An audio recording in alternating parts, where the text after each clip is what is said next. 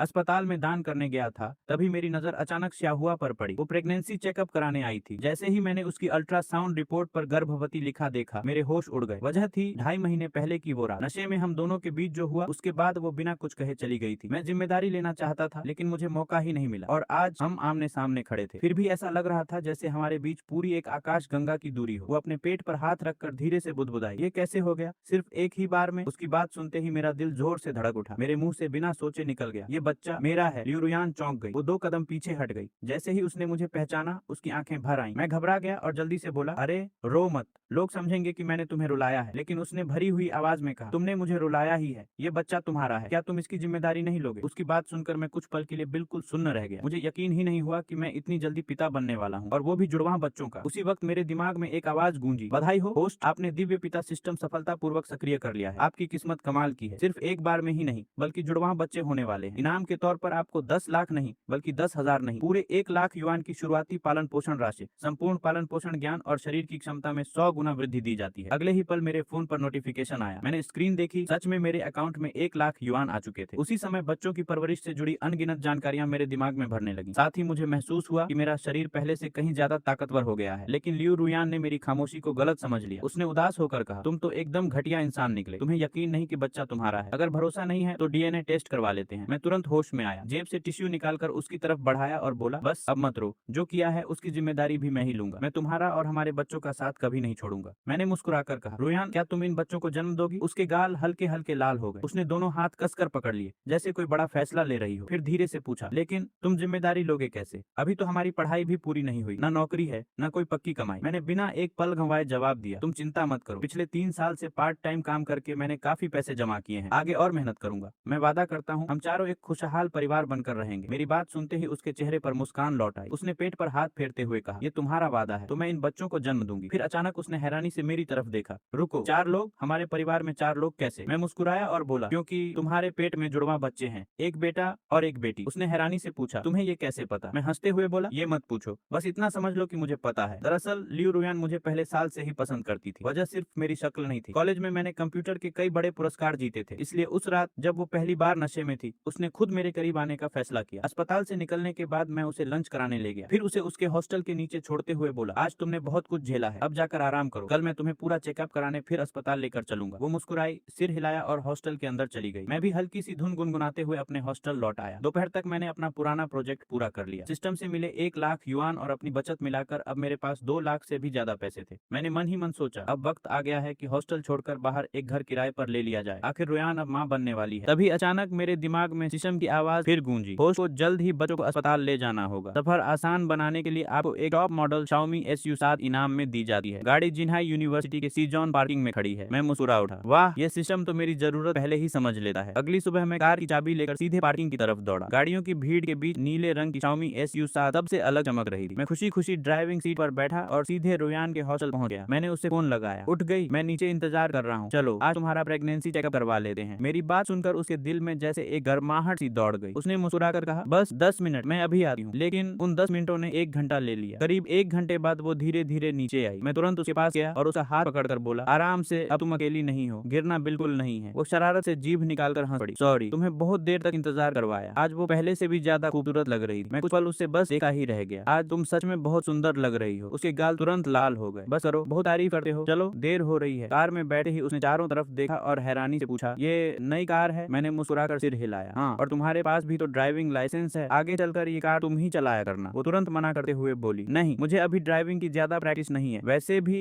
मेरा अपना ड्राइवर तो तुम हो। मैं हंस पड़ा, ठीक है मैडम, जैसा आपका हुक्म। कुछ देर बाद हम अस्पताल पहुंच गए। सारी जांचें शुरू हुई। कई घंटे बाद रिपोर्ट आई, बच्चे पूरी तरह स्वस्थ है। ये सुनते ही हम दोनों ने राहत की सांस ली। हम बाहर निकल ही रहे थे कि तभी सामने से मेरा रूममेट रितियान आता दिखाई दिया। उसने हमें ऊपर से नीचे तक देखा और हैरानी से पूछा, अरे झाओ हाओ, तुम यहाँ क्या कर रहे हो? असल में वो खुद भी अस्पताल चेकअप के लिए आया था, लेकिन उसे बिल्कुल उम्मीद नहीं थी कि हमें महिला एवं प्रसूति विभाग के बाहर देखेगा। मैंने रुयान की तरफ देखकर कहा, तुम यहीं बैठो, मैं उससे मिलकर आता हूँ। मैं उसके पास गया तो उसने मेरा हाथ पकड़ लिया और शरारती मुस्कान के साथ बोला, वाह भाई, अब समझ आया, आजकल तू हॉस्टल से बार बार बाहर क्यों गायब रहता है, और अब तो सीधे गायनेकोलॉजी डिपार्टमेंट तक पहुंच गया। मैं बेबस होकर हंस दिया, आज रात खाना मेरी तरफ से, तब सब बताऊंगा। फिर मैंने धीरे से कहा, और हाँ, आगे से इन्हें भाभी कहना। उसने तुरंत मुस्कुराकर दूर बैठी रुयान की तरफ हाथ हिलाया, भाभी जी फिर मिलते हैं। इतना कहकर वो हंसे हुए वहां से निकल गया। मैं वापस रुयान के पास आया। उसके गाल अब अब भी शर्म से लाल थे। वो मेरा रूममेट था। चलो अब वापस चलते हैं। उसी समय सिस्टम की आवाज एक बार फिर गूंज उठी। बधाई हो, आपने बच्चों का पहला प्रेगनेंसी चेकअप सफलतापूर्वक पूरा किया। इनाम के रूप में आपको जिनवान पू हाई एंड सोसाइटी में एक लग्जरी फ्लैट और एक मेबैक एस 680 प्रदान की जाती है। गाड़ी सोसाइटी की पार्किंग में खड़ी है। मैं कुछ पल के लिए वहीं जम गया। ये सिस्टम तो कमाल कर रहा है। अब घर किराए पर लेने की भी जरूरत नहीं रही। मैंने मुस्कुराते हुए रुयान का हाथ थामा और कहा, चलो तुम्हें एक जगह दिखाता हूँ। वो हैरानी से मेरी तरफ देखने लगी, लेकिन बिना कुछ पूछे मेरे साथ चल पड़ी। कुछ ही देर बाद हमारी कार एक शानदार हाई एंड सोसाइटी के सामने जाकर रुकी। रुयान ने खिड़की से बाहर देखा और हैरान होकर बोली, हम यहाँ क्यों आए हैं? मैंने मुस्कुरा कर कहा, यही अब हमारा नया घर है। वो कुछ पल तक मेरी तरफ देखती रही, जैसे उसे अपनी ही आंखों पर यकीन न हो। क्या तुमने घर खरीद लिया? मैंने सिर हिलाया। हाँ, अब तुम्हें हॉस्टल में रहने की जरूरत नहीं पड़ेगी। आने वाले दिनों में आराम और सुरक्षा सबसे ज्यादा जरूरी। सोसाइटी के गेट पर सिक्योरिटी ने सम्मान के साथ गेट खोला। Welcome home sir. ये सुनकर रोयान की हैरानी और भी बढ़ गई। हम लिफ्ट से ऊपर पहुंचे और फ्लैट का दरवाजा खोला। दरवाजा खुलते ही सामने एक बड़ा